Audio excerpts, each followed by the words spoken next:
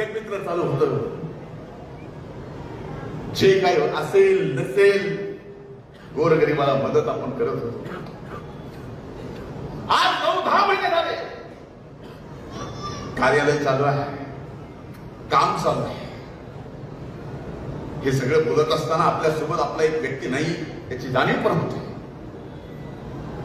माझ्यासारख्या एक कार्यकर्ता म्हणून सहकार्याला सहकार्य समजतो म्हणून मला सुद्धा याची कुठेतरी आजच्या कार्यक्रमात जाणीव करून द्यावी.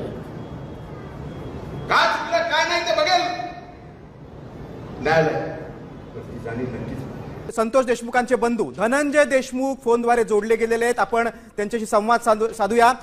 धनंजयजी, कराडचे मुंडेंचे वाक्य कराडची उणीव भासते, गंभीर वाक्य आहे. तुमची पहिली प्रतिक्रिया काय?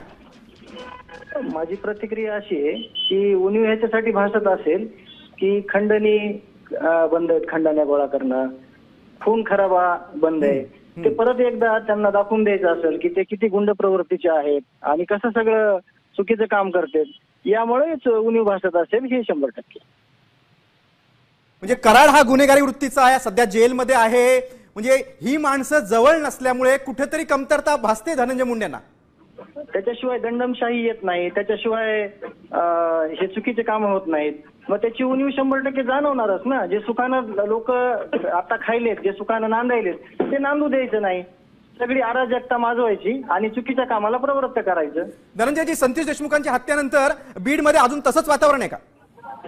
आता बऱ्यापैकी जे आपल्या महाराष्ट्राचे मुख्यमंत्री साहेब आहेत त्यांनी बऱ्यापैकी या गोष्टीवर कसं म्हणजे प्रमाण कमी करता येईल त्याचा पुरेपूर प्रयत्न केलेला आहे. नवीन जे SP साहेब आलेले आहेत त्यांच्या माध्यमातून बऱ्याचशा गोष्टी कमी झालेल्या आहेत. पूर्णतः कमी झाल्या नाहीत, परंतु पूर्णपणे त्यांनी प्रयत्न केलेला आहे की ह्या सगळ्या गोष्टी कशा कधी म्हणजे कमी प्रमाणात कशा होतील आणि हे सगळं प्रमाण एकदम बंद कसं होईल.